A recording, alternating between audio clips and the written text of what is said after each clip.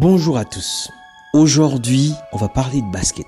On va parler des playoffs NBA et de quelque chose que les gens voient mais n'arrivent pas toujours à mettre des mots sur ce qu'ils voient. De quoi on va parler aujourd'hui?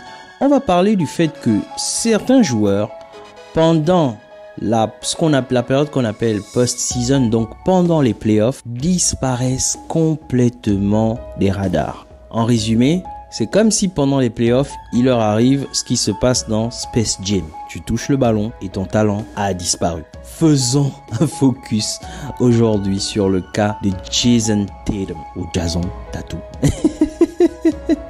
Allons-y en détail, c'est parti. Alors, je t'interromps quelques minutes pour te parler de produits que j'appelle Evolution 4D. Trois quarts des personnes qui sont salariées et qui ont un employeur n'arrivent pas à répondre à la question « c'est quoi ton plan de carrière en fait ?»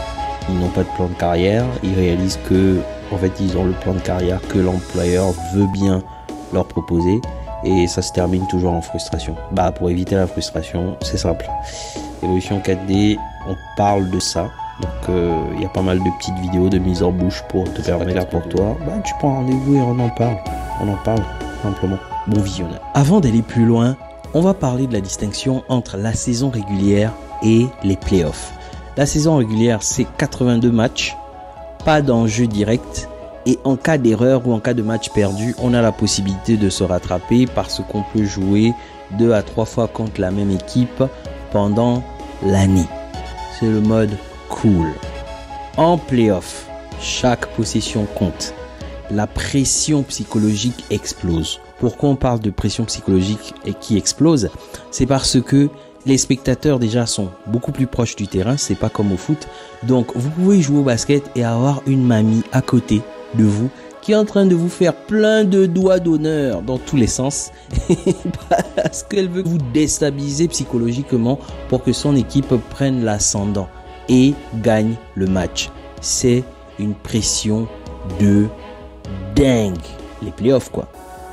C'est vraiment le très très haut niveau. Je pensais être prêt avant de m'apercevoir que je n'avais aucune idée de ce que ça faisait de jouer un match de finale NBA. Ce sont les mots de Jason Tatum pendant la finale de 2022 face aux Warriors.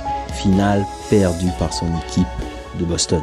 Pendant cette finale, il a expérimenté la pression au plus haut niveau. Parce que pendant une grande partie des playoffs, il a plutôt bien joué, il a plutôt bien soutenu son équipe et il s'est complètement écroulé pendant les matchs de finale NBA. Parce que il ne savait pas que les playoffs, c'est un niveau d'intensité. Les finales de conférence, c'est un niveau d'intensité. Et les finales NBA, c'est encore un autre niveau d'intensité qu'il faut franchir. Et il a été franc. Ça lui a valu d'abord d'ailleurs beaucoup de remarques sur le fait qu'il entretient une image de superstar faible, pas trop prête pour les moments les plus importants. Mais il a vaincu le signe au fait. Il a vaincu le signe en gagnant un titre NBA. Donc ce discours est derrière lui. Même si de temps en temps, quand il a un match raté ou il a une difficulté, ça ressort. Mais il a grandement vaincu la difficulté de la pression au fur et à mesure des playoffs, des finales de conférence et des finales NBA. J'ai dû arrêter de penser à ce que les gens diraient. J'ai juste jouer pour gagner. Ça définit ce qu'on appelle le switch mental. Et c'est ce qui fait la différence entre les bons joueurs et les joueurs de très très haut niveau. Pour essayer de vous donner une autre image de ce qui se passe, c'est un peu comme les chevaux de course.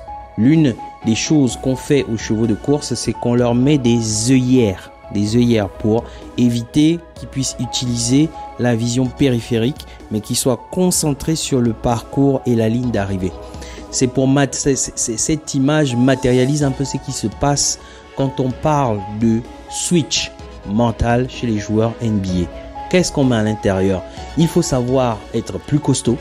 Donc, parce que Jason Tatum a eu pas mal de reproches. On l'a fait passer pour une personne fragile. En NBA, il parle de soft player. Donc, il s'est traîné cette réputation pendant très longtemps avant de tout de suite trouver les solutions.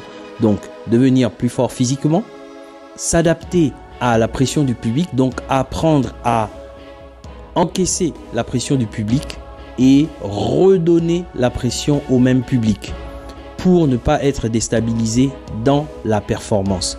L'autre tour de force qu'il a réussi, c'est de répondre aux ajustements des équipes adverses. Pourquoi? Parce que le basket, pendant les phases de playoff, finale NBA et finale de conférence, se joue possession par possession. Chaque détail est analysé, décortiqué et on va trouver votre point faible pour vous déstabiliser. Et on a trouvé les points faibles dans le jeu et dans la personnalité de Jason Tatum. Ce sont les remarques, les reproches, les commentaires. C'était vraiment un point faible. Et à partir du moment où il a mis ses œillères, il s'est concentré sur le jeu, ça a donné un titre, simplement. C'est incroyable. Le talent te permet d'ouvrir des portes. Le mental te permet de rentrer dans la pièce. Et la régularité dans le chaos te permet de rester dans la pièce. C'est une image pour expliquer ce que Jason Tatum a enfin compris. Parce que le plus dur, ce n'est pas d'être bon uniquement pendant le parcours. Le plus dur, c'est d'être bon quand ça compte vraiment. Et les meilleurs l'ont compris.